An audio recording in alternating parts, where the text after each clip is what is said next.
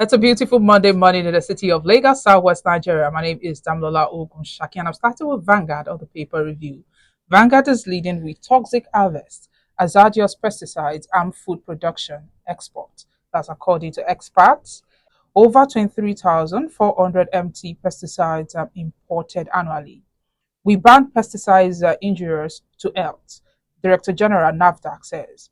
Agric Ministry keeps mum on impact of pesticides. Experts express deep concerns. Can't tell federal government. You can see that story on page 5 of Vanguard newspaper. And on page 8, no genocide against Christians in Nigeria.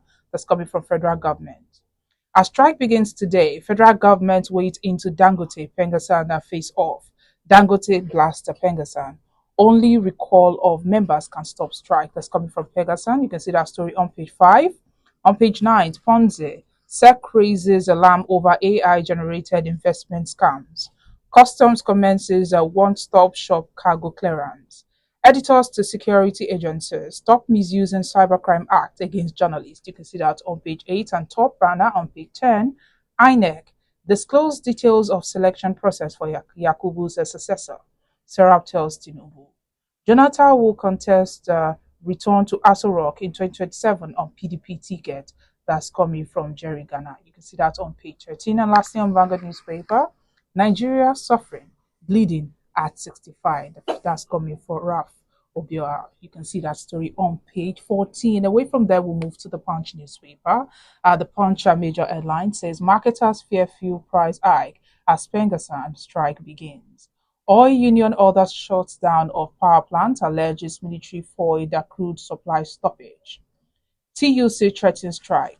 Members on standby. Federal government intervenes to meet PENGASSAN today. You can see that on page 40.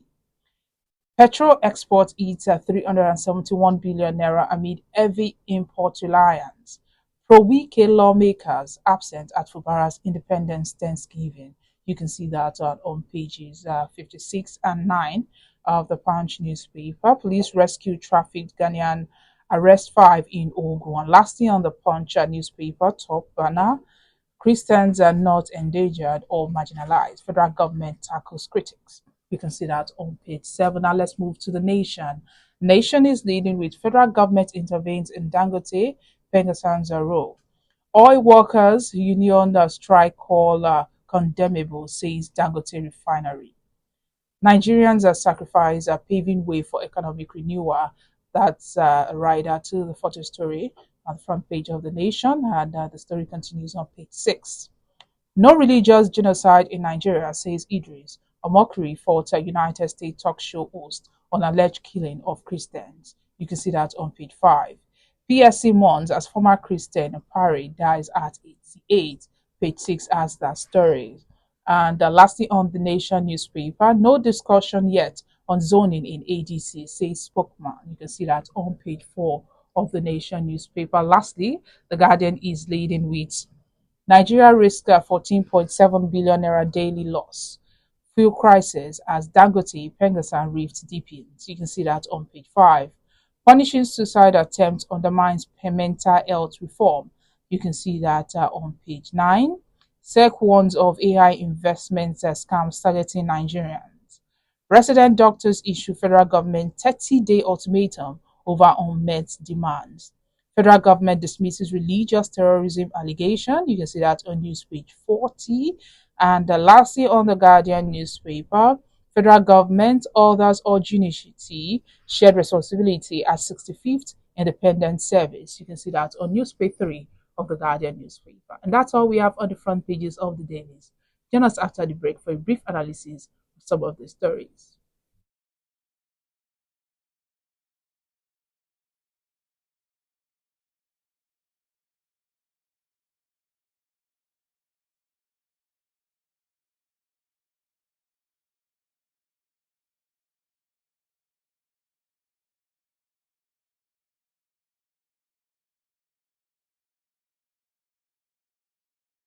Welcome back. If you're just joining me, this is Today Details on Vanguard Live. My name is Damola Ogunshaki, and joining me to analyze some of the stories on the front pages this morning is Mr. Ali Mohammed, CEO of Magnets Communications, former editor of Daily Times and Concord News Point. Good morning. Good morning, Damilola. How are you? I'm very fine, thank you. It's been a while. Yes. What happened? Well, my colleagues are also doing the work. Yeah. All right, let's start with the story of Dangote and PENGASSAN, and it seems that the feud between them, it's really, it's really going tough, and the federal government is still making a frantic effort to resolve this feud, and it's over the alleged mass sack of union members and their replacement with Indians.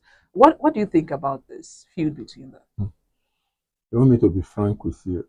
The problem with Pengassan, Nupeng, and Dangote, like that of a fight with a spoiled child. That is Pengassan. See, Pengassan has been used to being pampered by the federal government of Nigeria, the owners of the three refineries or four refineries that we have, and the owners of NNPC. They had their way all through when the refineries, Nigerian government refineries rather, were working. But you see, times have changed. You have a private investor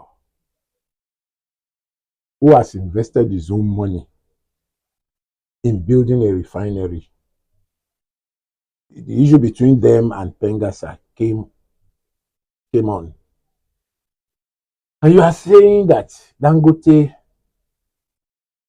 must reabsorb some of its workers that were sacked because they were calling for a strike for whatever reasons. If you own a refinery, and in fact, nobody that is a private person or private organization will take what Pengassan is doing. And I am sure that if Dangote takes some legal steps, he is most likely to win. You can't sit down and tell me what I should do with my workers. You can't go on strike. Did they sign any document that workers can go on strike? In those days, when there was Concord, Daily Times workers were forced to go on demonstration over poor salary for journalists then. They picketed all other media organizations to join. My company, Concord Press of Nigeria, refused to join. And nothing happened. The heavens did not fall. You see, when people say they are going on strike, want to cripple the economy of the nation, why now? When that economy is just stabilizing. Are they Nigerians? I think they should check the places of birth of the leaders of Pengassan and Nupeng. They are not Nigerians. This is not the time for any set of workers to say they are going on strike. The economy is just stabilizing. This morning, on my way here, I saw queues coming on in different filling stations. Are we going back to those days of having to queue for 10, 20 hours before you get a drop of petrol? But Mr. Ali, with this queues that's already being noticeable in all other filling stations now, Pegasus, they've insisted that the strike will only end if all the sacked or transferred union members are unconditionally recalled. So, how realistic is this demand? Well, I don't know how realistic it is. But the truth of the matter is that where is the place of negotiation in this crisis? You don't just come out and say that it will continue. Negotiate now. I was a union leader in Concord. I was the chairman of Concord NUJ. Then we will meet the MD. This is what we want. The MD will say, okay, I can't meet your demand 100%. 50% will say no, meet it 75%. And that's the end of the crisis. You see, you don't just go on strike, because if you go on strike, the people will suffer. The economy will suffer. Do they derive joy in making the people walk to and fro work every day? People will have to go to their offices by foot. Do they derive pleasure in that? Just this morning, at a bus stop, I saw a large crowd. And what came to my mind is that we are going back to those dark old days. Are they true Nigerians?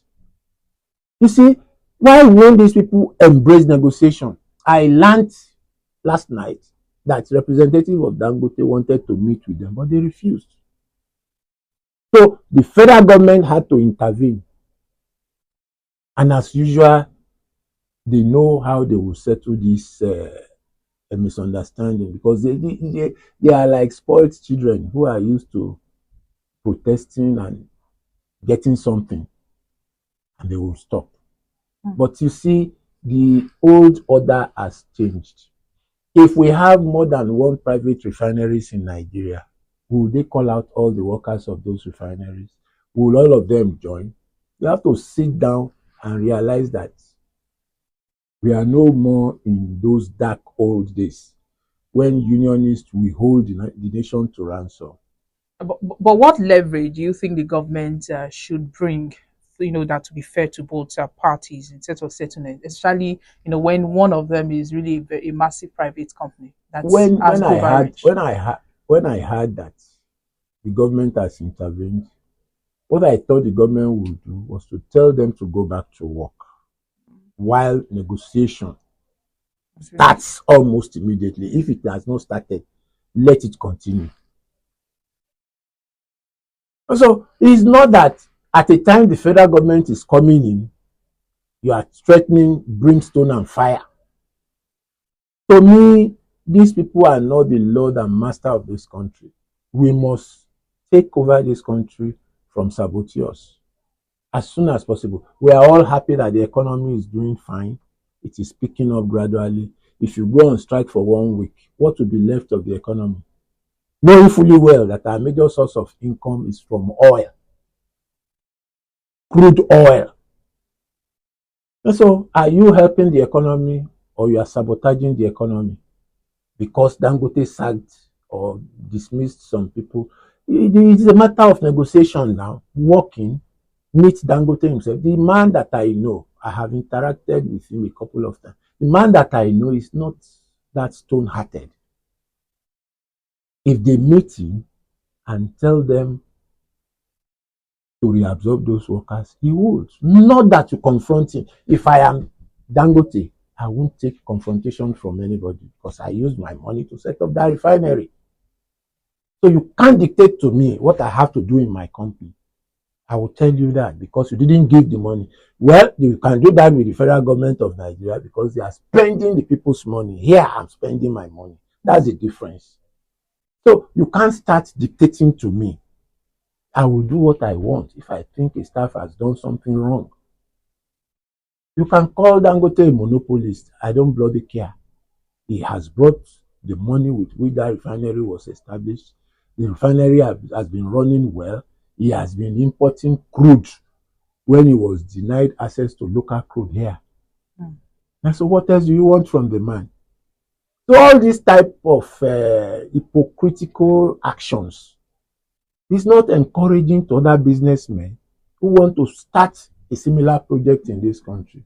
When you have NUPENG that will be dictating to you as if they gave you the money to establish a refinery, that should stop immediately. So what would be a win-win, compromise that will end this strike without, It is for the government that has intervened to do the needful. Intervention in the first place means that the old order must be restored. Dangote reabsorb the workers. You workers that are on strike, you can't go on strike. Call off your strike. Let us come to the negotiating table. That is the first action. To me, that's what I will do. If I'm in a position to broker peace, the dismissed staff or suspended staff will be recalled. And those who are on strike will call off their strike so that there will be stability in the economy while we find a solution to the issue on ground. What exactly led to the sacking of these people? Why? You find out and find a way of preventing a future occurrence, of course. Yeah, but if the mediation fails, what do you think the federal can do that? Because there are a lot of risk if this mediation fails. If the mediation fails, don't forget that the federal government is powerful than anybody or any organization. In those days of Abacha, you can tell me that Abacha then was a military government. PENGASSAN went on strike. Kokori was arrested. The man rolled out the army. And all the NNPC workers started working immediately. But unfortunately, a democratic government cannot do that. That is the sad aspect of democracy. It has its good side, but then the laws of this land must prevail in any situation. The federal governments will be helpless if they insist on going on strike. The next thing the government can do is to probably take them to court and compel them, get the court to compel them to go back to work. That is if the case will have any local standing. Otherwise, we will be in this crisis for a very long time. All right, let's quickly, touch on this one, and that's on the 2027 general election. And according to Jerry Gana, good luck, Jonathan may run again for presidency in 2027. What do you think about this? Damilola, you are free to run for the presidency. I'm free to run for the presidency. Once you feel that you have what it takes to do it. That Jonathan was president of Nigeria for 4 years, acting president for 2 years. I think the constitution gives him the right to contest again. So to me, it is a welcome development. No, but in terms of legal issues, they're looking at someone who has been sworn in twice and not be able He to completed, contest. don't forget that he completed the term of Sheikh Musa Yaradua, who died in office then. Like people say, the law is an ass. It is only lawyers that can tell us the implication of the 2 years that he spent and the 4 years that he spent, whether they are equal to 6 years in office. That is what the friends and supporters of Jonathan are saying, that it is all a term in office, because the 2 years was supposed to have been spent by late Sheikh Musa Yaradua, who died in office. And Jonathan took over as acting president. That's the argument. Whether it is right or wrong, it's a legal perspective. I'm not a lawyer. I can't decide on that. So we leave that technical part of it to the lawyers to decide. So do you think the PDP rank and files and early, do you think they'll be willing to rally behind Jonathan? Do you think politicians think about who supports them within the party? Once you have the money, you have the crowd. That is the truth of the matter in Nigeria. But unlike other environments, what you are talking about is applicable, because you will have to think about whether you are going to get the support of your party or not. But here, once Jonathan have the support of those who owns this country, the multi-billionaires, once they rally behind him, he is likely to win. That is the truth of the matter. You see, the environment has been so pauperized that when somebody who has money says, I want this, he will have his way, because it's a matter of cash. But it can't happen in the UK. Have you seen election going on in the UK? It is not like a war battle over there. They do elections on work days. People will go to work. When they are coming back from their offices, they will queue, cast their vote. You won't see a crowd at any polling station. People can come in, cast their vote at any time. No holiday is declared. It is when you declare holidays that people have the time to perpetrate all sorts of evil acts on that day. Let people go to work as it is done in other climes. Let people go to work. When you are coming back from work, you will be tired that all you want to do is to go and cast your vote and go to your house. But when you declare a whole day holiday, some people will look for guns, they will look for cutlasses, keep them. Once they wake up in the morning, those weapons are the first thing that they will get and be moving around to ensure that whoever they support wins the election. Mm. So we must change our election strategies. And you declare a whole day public holiday. No, it's in other environment in the UK, in the US. Go and check it out. You must go to work. Then anytime you close, either it is in the evening, in the afternoon, if you are on morning duty, you pass through your polling booths and you vote.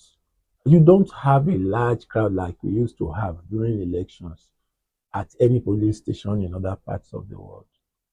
Why? Because you have a lot of people who are not going to work and all they want to do is to look for trouble, carry guns, carry knives, and go to the polling stations. So that holiday that we declare in Nigeria is a problem. We must reconsider that action on polling days. But people will just wake up, they have nothing to do, they are not going. If you are going to work, you won't go and carry bullets now that you want to kill somebody. You first of all face Oh. your work.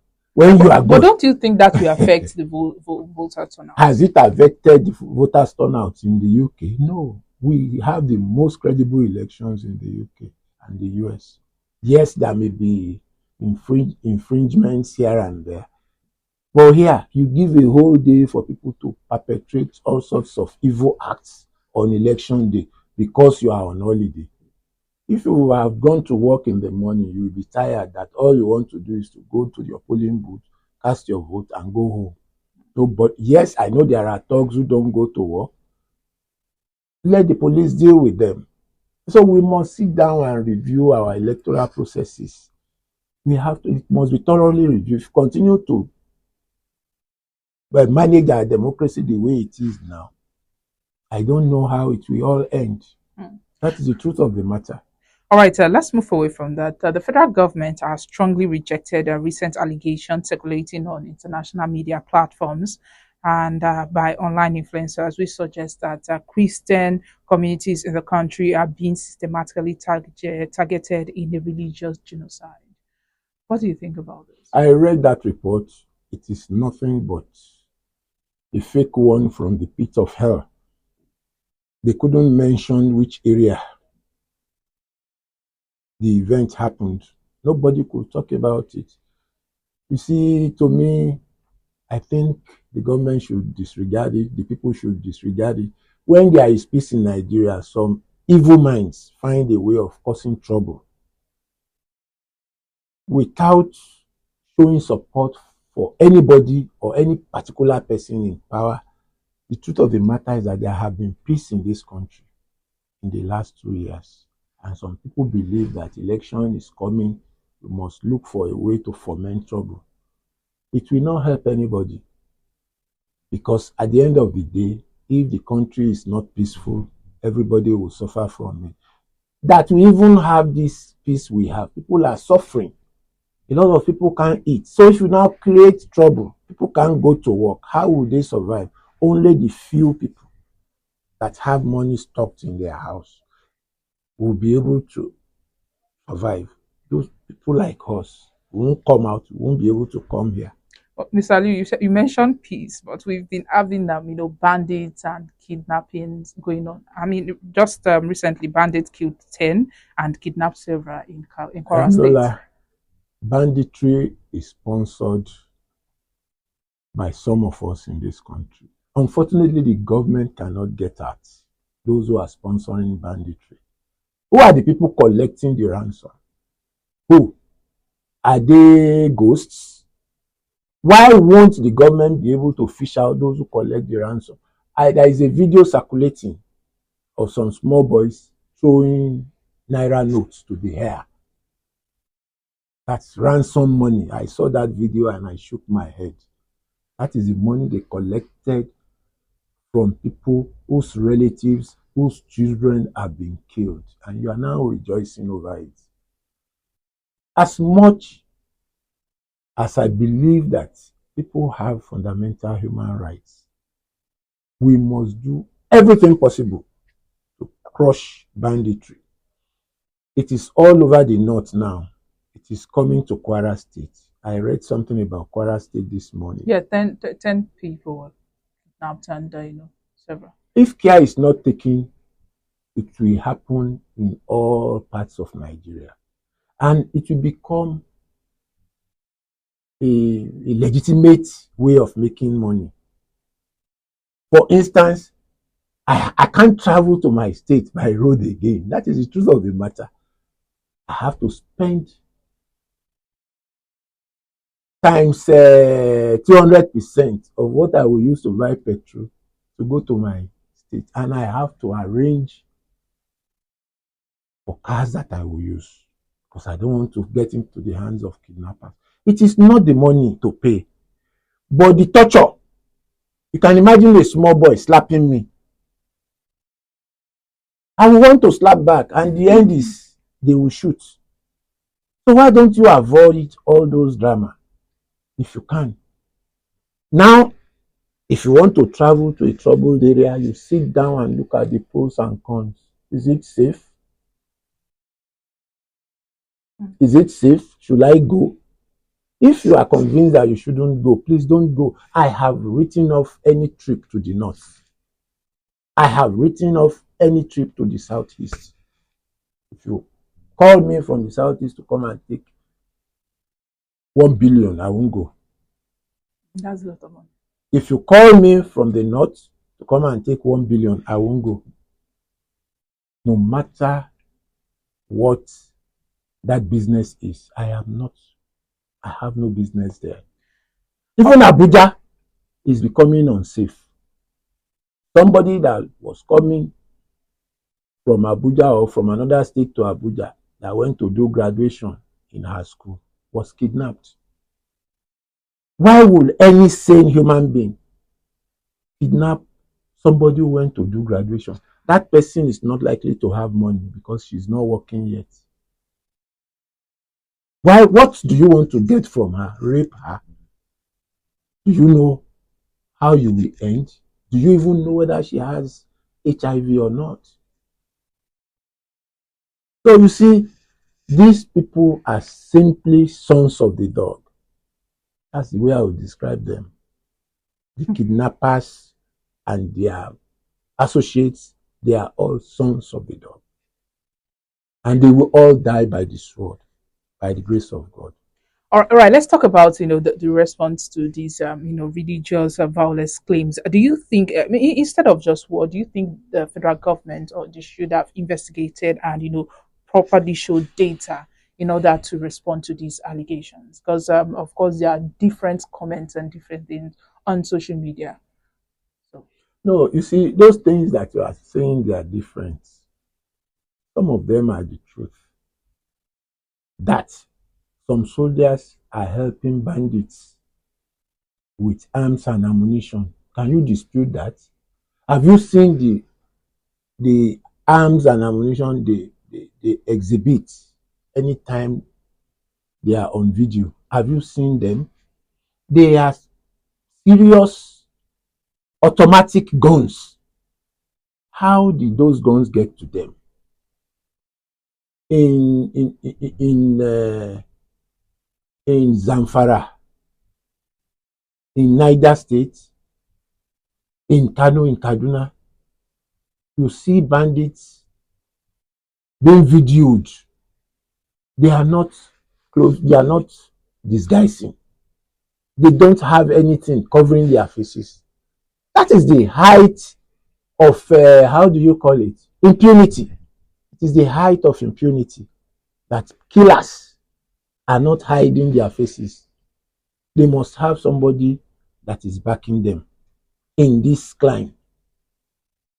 If you see in your house, when you want to sleep at night, what do? You lock all the doors. And those doors will remain locked except there is somebody within the house who is an armed robber. I don't want robbers to come in. That is the way it is in Nigeria. Those in government must find solutions to these problems of kidnapping, because a lot of people in government have been accused of sponsoring, I don't want to mention, have been accused of sponsoring banditry. There is a particular minister who is supposed to fight banditry, but we reliably learned that he is behind bandits. It may be speculations, it may be a rumor, but the government should investigate such allegations to know if it is true or not. Okay, October 1 now is Nigerian's Independence Day. As a Nigerian, what do you have to say about it with all these it should be a day for prayers, for in peace. The country? There is nothing to celebrate. Not if do you think there is anything to celebrate?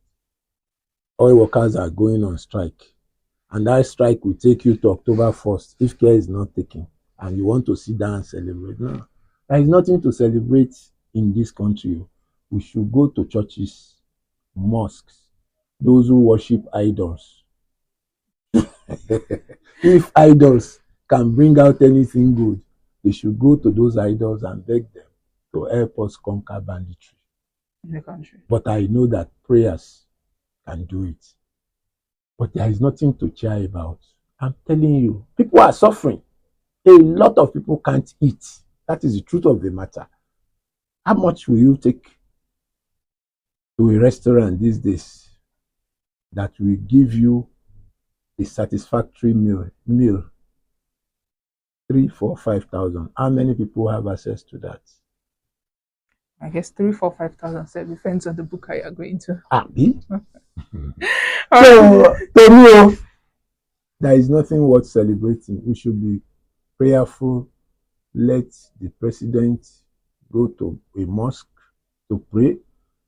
Unfortunately, the vice president, who is a Muslim, let him go to another mosque in Adamawa State to pray. And let the Christians among those in government go to their churches to pray. There is nothing to celebrate as far as I'm concerned. On that day, I will be in my house. All right, let's end this on the lighter note to Mr. and Mrs. today. And the first person speaking is Mr. Mr. says, I transferred 50,000 naira instead of 40,000 naira to you. Please refund 10,000 naira. It was a mistake.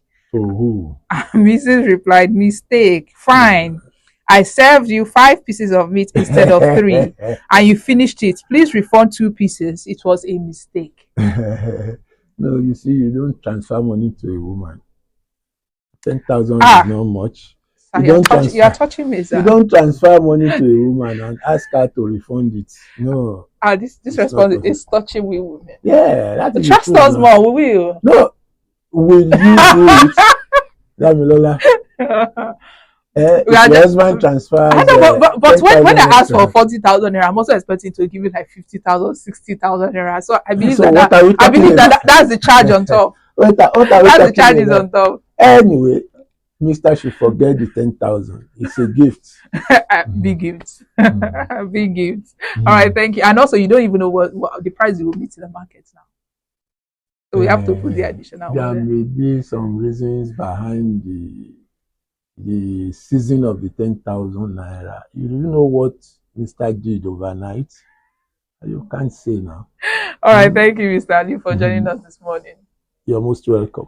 Yes, and that's all we have on Today in the News. Do want to like and follow us on all our social media platforms showing on your screen. You can also visit our website, www.vanguard.com.